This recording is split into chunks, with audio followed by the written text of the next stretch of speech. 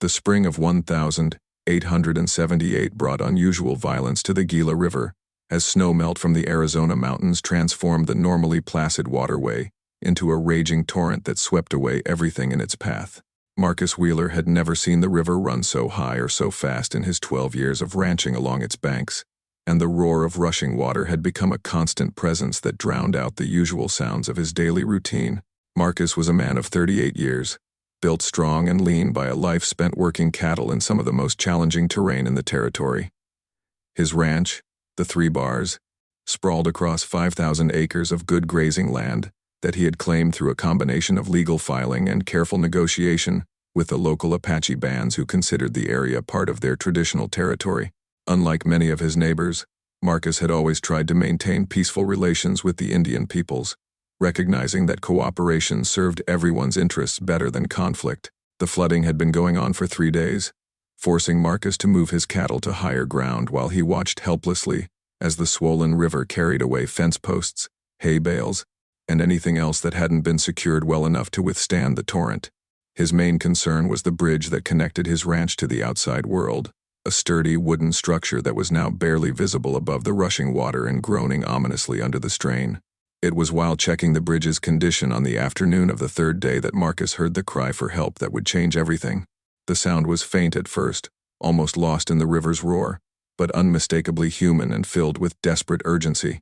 Marcus shaded his eyes against the bright spring sun and scanned the churning water, searching for the source of the distress call. What he saw made his blood run cold. Perhaps 200 yards upstream, a figure was clinging to a partially submerged log that was being swept rapidly toward him by the current. Even at that distance, Marcus could tell it was an elderly man, his long gray hair streaming in the water as he fought to maintain his grip on the makeshift raft that was his only hope of survival. The man was clearly Apache, dressed in traditional buckskin clothing that was now waterlogged and heavy, making his struggle against the current even more difficult. Marcus could see that the elder was exhausting himself in his battle against the river, his movements becoming more labored with each passing moment. Without immediate help, the old man would either drown or be swept so far downstream that rescue would become impossible. Marcus had perhaps 30 seconds to make a decision that would determine whether he watched a fellow human being die or risked his own life in an attempt to save a stranger. The tactical situation was grim. The river was running too fast and too deep for any horse to survive, and attempting a rescue on foot would likely result in 2 drowning victims instead of 1. Without hesitation, Marcus grabbed the rope from his saddle and began fashioning a lasso while calculating the timing and positioning required for a successful rescue. The elderly Apache was being carried directly toward a bend in the river, where the current would sweep him close to the bank if Marcus could position himself correctly and time his throw perfectly. He might be able to get a rope around the man before the torrent carried him past the last possible rescue point. Racing along the riverbank to reach the optimal position, Marcus could see that the elder was losing his battle against exhaustion and the relentless current. The log that had served as his lifeline was beginning to break apart under the pressure of debris and rushing water, leaving the old man with increasingly little to hold on to. His dark eyes, visible even from Marcus's position on the bank, showed the calm resignation of someone who had accepted that death was likely but would continue fighting until the very end. Marcus reached his chosen spot just as the Apache elder swept into range, the current carrying him with terrifying speed toward the rocks and rapids that would make any rescue impossible. The throw would have to be perfect, too short, and the rope would miss entirely. Too long, and the elder would lack the strength to grab it before being carried past.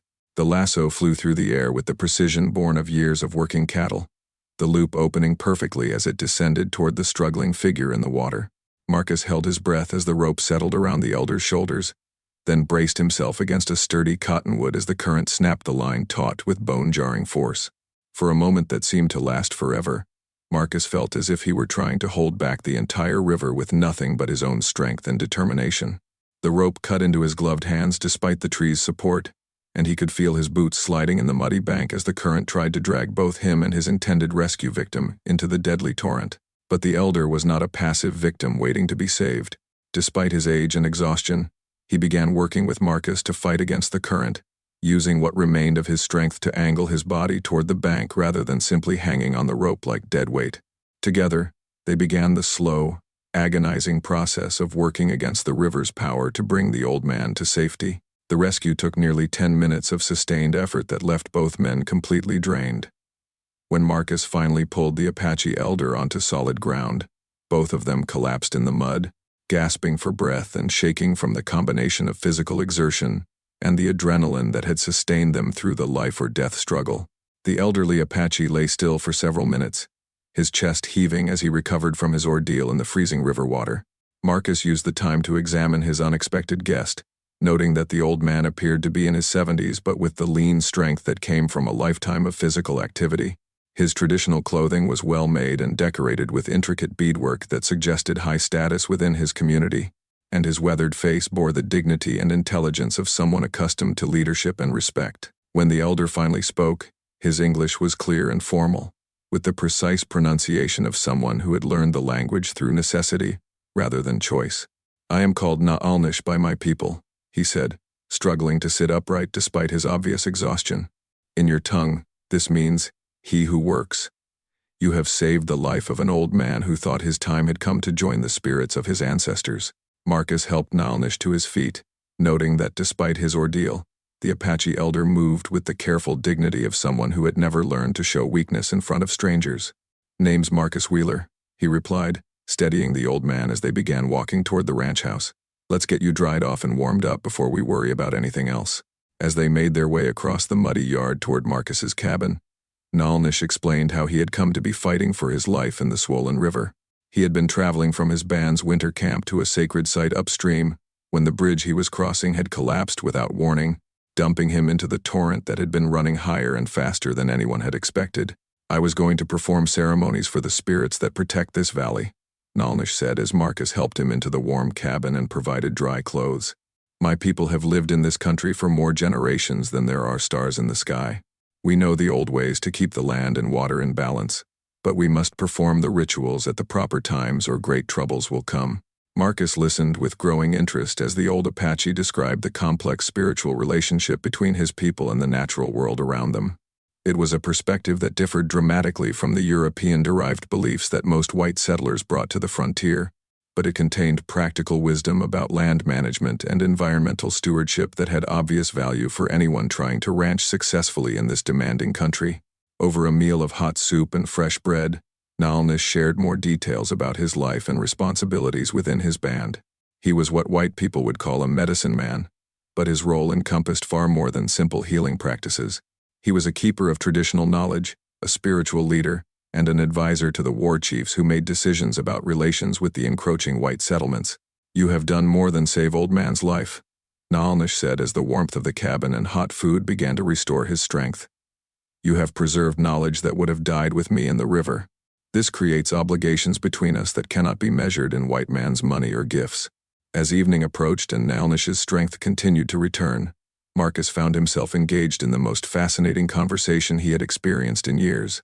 The Apache elder possessed a depth of knowledge about the local environment that revealed patterns and relationships Marcus had never noticed, despite more than a decade of living in the area. Naalnish could predict weather changes days in advance by reading subtle signs in plant behavior and animal movement. He knew which grasses provided the best nutrition for livestock during different seasons, where to find water during drought years, and how to manage grazing to prevent the kind of soil erosion that had destroyed other ranches in the territory. His understanding of the natural world was both spiritual and intensely practical, offering insights that could dramatically improve the success of anyone trying to make a living from the land. "Your cattle eat wrong grass," Naalnish observed as they discussed Marcus's ranching operation.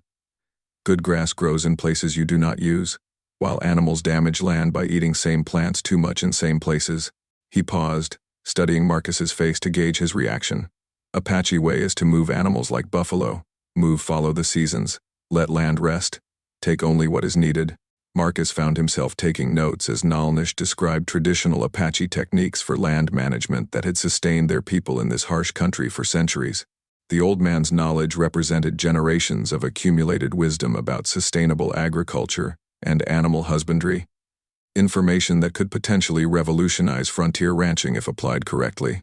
More importantly, Marcus began to understand that Naalnish's rescue from the river had created an opportunity for cultural exchange that transcended the usual boundaries between Apache and white communities. The elder was clearly willing to share knowledge that most of his people would consider sacred and private, offering Marcus insights that no amount of money could have purchased. As they talked late into the night, Naalnish revealed more about his spiritual responsibilities and the ceremonies he had been traveling to perform when the bridge collapsed. The rituals were designed to maintain what he called the balance between all living things, ensuring that the relationship between human communities and the natural world remained harmonious and sustainable. White men take too much, too fast, Naalnish explained with the patient tone of someone who had observed the pattern many times. You cut down all trees, kill all buffalo, plant same crops until soil dies. This not sustainable way. Land will fight back, send floods and droughts and sickness until balance is restored. Marcus was struck by the prophetic quality of the old man's words, recognizing that many of the environmental problems he had witnessed in other parts of the territory seemed to confirm Naalnish's warnings about the consequences of unsustainable resource extraction. What can be done to prevent these problems? Marcus asked, genuinely interested in learning from someone whose people had successfully lived in this environment for generations without depleting its resources. Naalnish smiled, the first completely relaxed expression Marcus had seen on his weathered face. White man who asks this question is white man who can learn Apache wisdom, but learning requires more than listening. It requires changing how you see relationship between yourself and world around you. The next morning brought clear skies and noticeably lower water levels in the river, allowing Marcus to assess the damage from the flooding while Naalnish performed what he called gratitude ceremonies to honor the spirits that had preserved his life.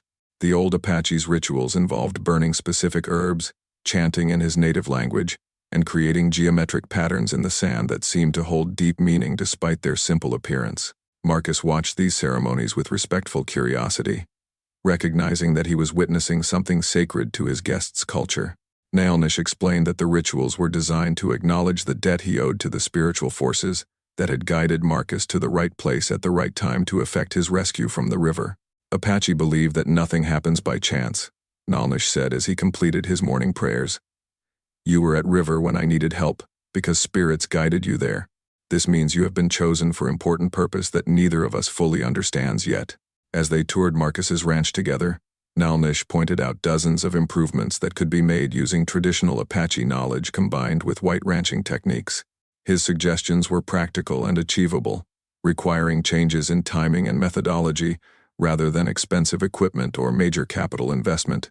More significantly, the elder began teaching Marcus to see his land through Apache eyes, recognizing patterns and relationships that revealed the underlying health and sustainability of the entire ecosystem.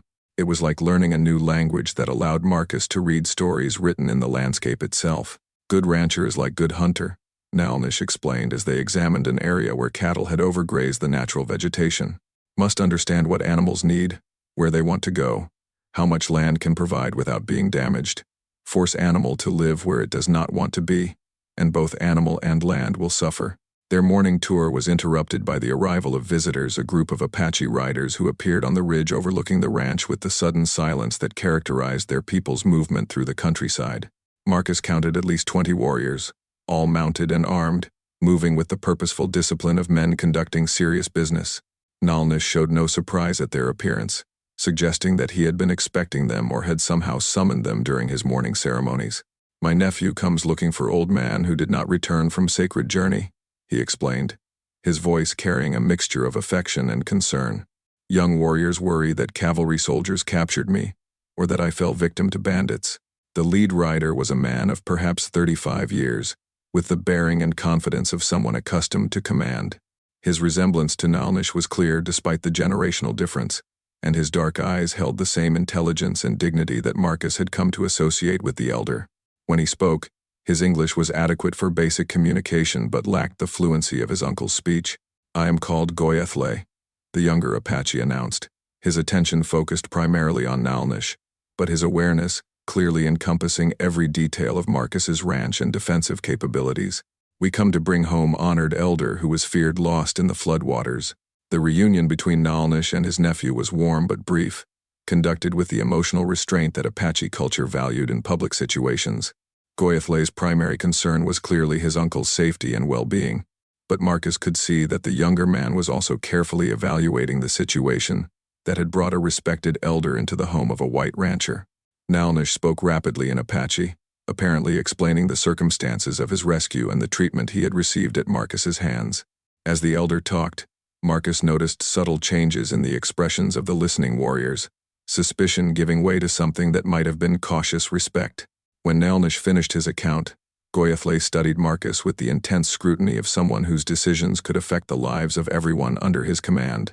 My uncle tells story of white man who risked his own life to save Apache elder from drowning river, he said formally.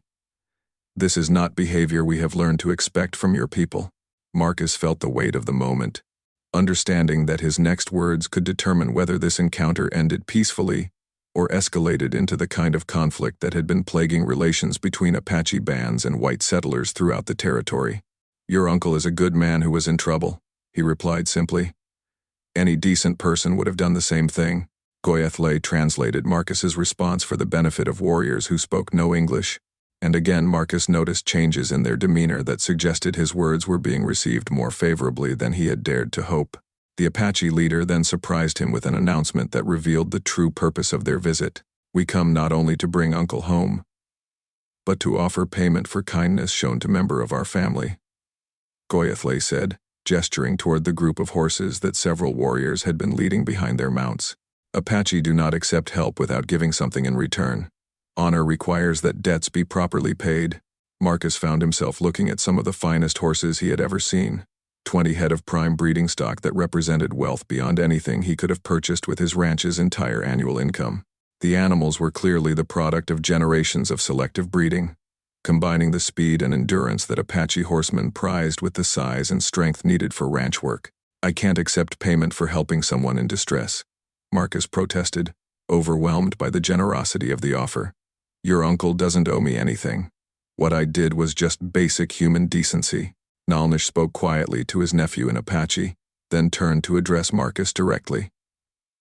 You do not understand Apache way, the elder said gently.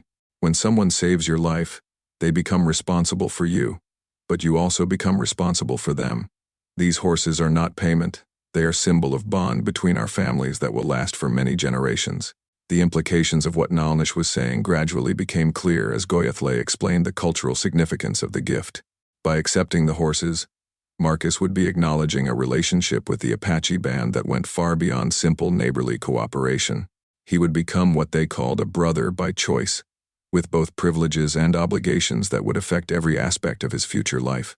The decision that Marcus faced was far more complex than simply accepting or refusing a generous gift. Goyathlay made it clear that choosing to become an Apache brother by choice would fundamentally change Marcus's relationship not just with this particular band, but with Apache people throughout the Southwest. He would be marked as someone who had chosen to honor traditional obligations over the racial prejudices that dominated frontier society. White man who accepts Apache horses becomes Apache family, Goyathlay explained as they examined the magnificent animals that had been offered. This means protection when you need it, help when your ranch faces troubles, knowledge that can make you more successful than any of your neighbors. He paused, studying Marcus's face. But it also means you cannot stand aside when Apache people face troubles. Family helps family, no matter what others think. Marcus understood that accepting the horses would effectively make him an ally of the Apache in any conflicts that might arise with territorial authorities or hostile settlers. It was a commitment that could easily make him an outlaw in the eyes of his own people. But it also offered opportunities for cooperation and mutual benefit that transcended the usual boundaries of frontier life. As he considered his options, Marcus found himself thinking about the conversations he had shared with Naalnish and the wealth of knowledge the elder had offered about sustainable land management and environmental stewardship. The Apache way of life represented solutions to problems that white settlers were only beginning to recognize, offering techniques for living successfully in the desert Southwest that had been tested over centuries of practical application. More personally, Marcus had been impressed by the character and dignity of both Naalnish and Goyathlay, recognizing in them qualities of honor and integrity that seemed increasingly rare in a frontier society where violence and exploitation were often seen as acceptable means of achieving personal success. If I accept these horses and become part of your family, Marcus asked carefully, what exactly would that mean in practical terms? What obligations would I be taking on? Goyathlay's response revealed the sophistication of Apache social organization and the seriousness with which they regarded family obligations. Brother by choice helps with protection when enemies threaten Apache camps, he explained. Shares knowledge about movements of soldiers and hostile settlers. Provides supplies when band faces hard times. Accepts help when his own ranch needs support. The arrangement that Goyathlay described was essentially a mutual defense pact, combined with an economic alliance that would benefit both sides.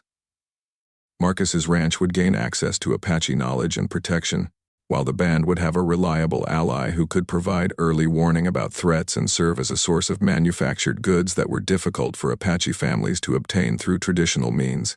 But perhaps most importantly, the relationship would create a bridge between two communities that had been taught to see each other as enemies.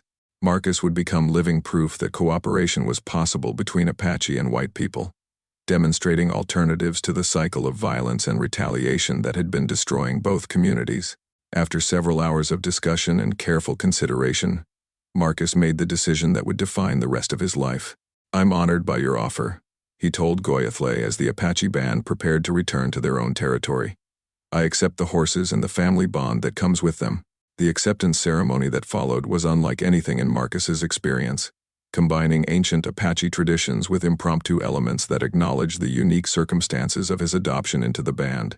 Naalnish served as the primary officiant, conducting rituals that formally recognized Marcus as a brother by choice while establishing the rights and responsibilities that would govern his new relationship with Apache people. The ceremony involved the exchange of symbolic gifts, the sharing of sacred tobacco, and the recitation of traditional vows that bound Marcus to honor Apache customs and support Apache interests as if they were his own. In return, he received a new name in the Apache language, Shinash, meaning brother of the bear, and formal acceptance into a kinship network that extended throughout the Southwest. More practically, Goyathlay assigned 2 young warriors to remain at Marcus's ranch for several weeks, ostensibly to help with the integration of the new horses, but actually to begin his education in Apache culture and traditional knowledge. The arrangement would allow Marcus to learn Apache horsemanship techniques, while providing his new brothers with insights into white ranching methods and territorial politics. The next few weeks proved to be among the most educational of Marcus's life as he worked alongside warriors who possessed skills and knowledge that complemented his own ranching experience in unexpected ways. The Apache understanding of horse behavior was almost supernatural in its accuracy, allowing them to train animals and predict their responses with a precision that saved both time and effort in daily ranch operations. More significantly, the warriors began teaching Marcus to see his land through Apache eyes, recognizing ecological relationships and environmental patterns that revealed opportunities for improving both the productivity and sustainability of his ranching operation.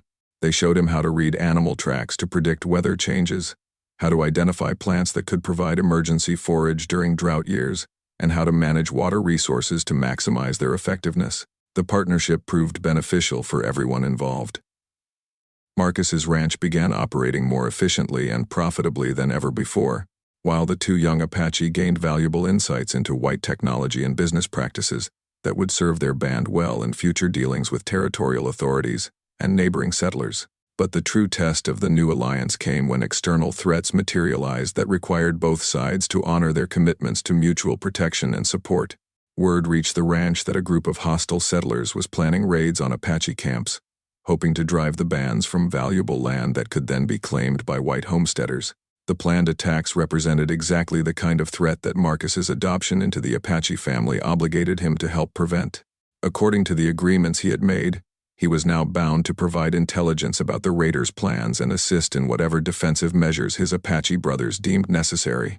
The intelligence that Marcus gathered about the planned raids proved invaluable to Apache defensive preparations. Using his contacts in nearby settlements and his knowledge of local politics, he was able to determine not only the timing and targets of the proposed attacks but also the identities of the men involved and the routes they planned to use in approaching Apache camps. The information revealed that the threat was more serious than anyone had initially realized.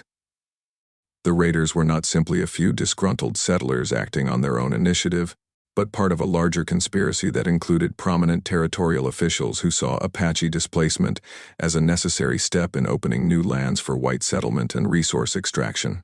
More troubling was the discovery that the raiders planned to make their attacks appear to be defensive responses to Apache aggression. creating false evidence of hostile acts that would justify military intervention and forced relocation of peaceful bands to distant reservations. It was a strategy that had been used successfully in other territories, combining manufactured provocations with genuine military force to achieve political objectives that could not be accomplished through legal means alone. Goyathlay's response to this intelligence demonstrated the sophisticated strategic thinking that had made Apache warriors so effective in previous conflicts with both Mexican and American forces. Rather than simply preparing defensive measures, he organized a preemptive strike designed to neutralize the threat before it could materialize while providing clear evidence of the raiders' criminal intentions. The plan that emerged from Apache war councils required Marcus to play a crucial role that went far beyond simply providing information. His participation would involve actively deceiving members of his own race while supporting Apache military operations against white settlers, actions that would mark him as a traitor in the eyes of territorial law if discovered. "This is test of what it means to be Apache, brother," Goyathlay explained as they finalized their strategy. "Easy to accept family bond when it costs nothing. Much harder to honor obligations when they require choosing between Apache people and white people." He paused, studying Marcus's face. "No shame if you decide this is too much to ask. Some obligations too heavy for any man to carry." Marcus spent a sleepless night considering the implications of what he was being asked to do. Supporting the Apache response to the planned raids would effectively make him a participant in what territorial authorities would certainly classify as acts of war against white settlers. Even if the raiders' intentions were criminal, any resistance to them would be portrayed as Apache aggression that justified harsh retaliation.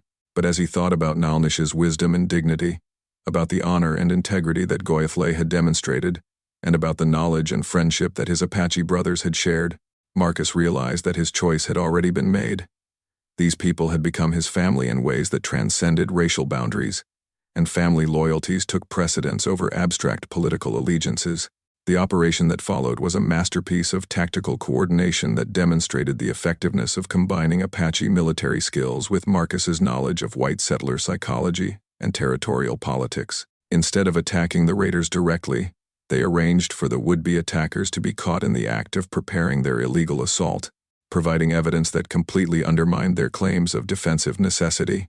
Marcus's role involved leading a group of concerned citizens to a location where they would accidentally discover the raiders' cache of weapons and supplies, along with documents that clearly revealed their criminal intentions and the involvement of corrupt territorial officials. The discovery appeared to be fortuitous rather than planned, allowing territorial authorities to take action against the conspirators without suspecting Apache involvement. The success of the operation against the raiders established Marcus's reputation as a valuable ally whose skills complemented Apache capabilities in ways that benefited everyone involved. Over the following months, his ranch became an unofficial headquarters for coordinating cooperation between Apache bands and sympathetic white settlers who recognized the mutual benefits of peaceful coexistence. The relationship proved profitable for all parties involved. Apache knowledge of sustainable land management helped white ranchers achieve greater success with less environmental damage, while access to manufactured goods and territorial markets allowed Apache families to maintain their traditional ways of life without the constant threat of military intervention.